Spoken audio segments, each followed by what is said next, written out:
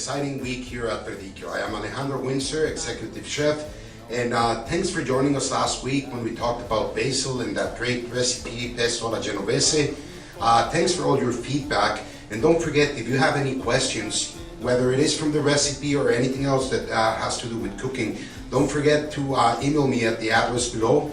So now let's start with this week's recipe. We're going to be doing giardiniera, which is an antipasto. Antipasto is a word from the Italian that means before the meal.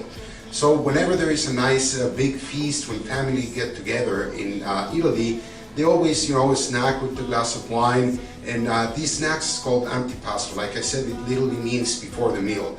Antipasto can be a varied array of salumi like capicolo, prosciutto, but one common thing that's always on the table is the giardiniera.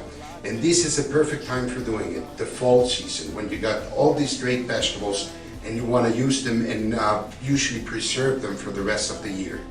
Okay, so the ingredients for this recipe, like I said, it's a fall harvest, so we can use whatever is harvested from local producers. Please buy from local producers, try to support them. We try to do as much as we can here at Ristorante Verdicchio. Today we're going to be using some broccoli, celery, carrots, zucchini, green and red peppers, eggplant, onion. You can use any ingredients you want, even cucumber. So there is not a traditional recipe except whatever is available in the market. So you have your vegetables, and the only other two ingredients that you're going to be using is white vinegar, which will bring the acidity to preserve, and obviously a good quality olive oil.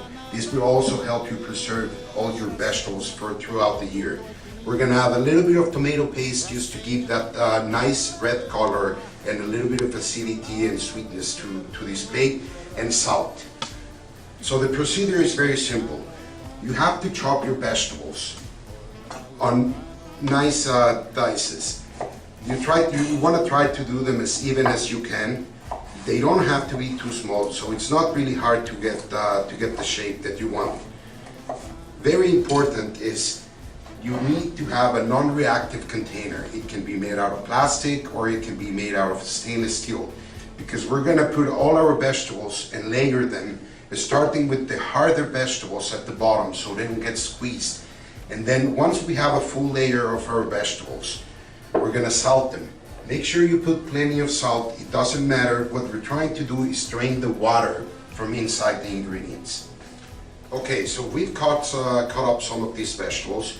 We put them on a non-reactive container. Starting with the hardest vegetables, which is the carrots. Then we put the celery. Depending on what vegetables you're doing, you want to make sure that the hardest ones go on the bottom. In between each layer, we have been putting salt on the vegetables. What salt will do is take all that excess moisture, and it will be easier to cook, and that will also make it easier to preserve.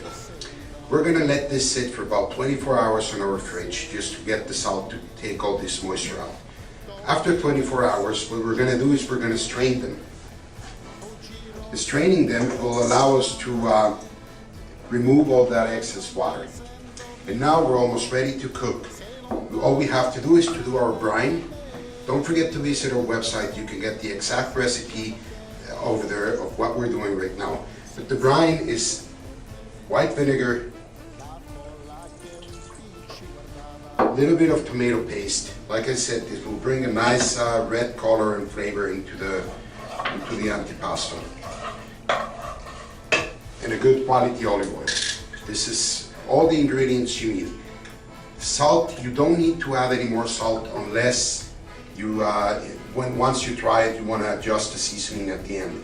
But usually with all the salt that we put the vegetables to seed overnight, that should be more than enough for salt for this plate. So we're going to bring this to a boil, and very important, we're going to start adding our vegetables, again, from the hardest vegetables to the ones that are softer. So once this is boiling, we're going to start adding our carrots, and allow probably about 5 minutes before you start with the rest of the ingredients.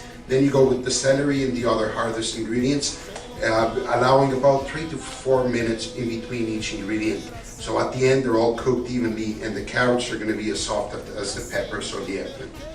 Okay, so thank you for joining us for this great recipe.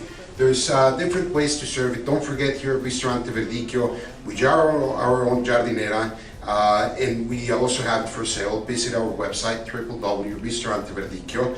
And don't forget to join me next week when we're going to be talking about pumpkins that are going to be in season. We're going to do a great recipe, a risotto di zucca with pancetta. We'll see you soon.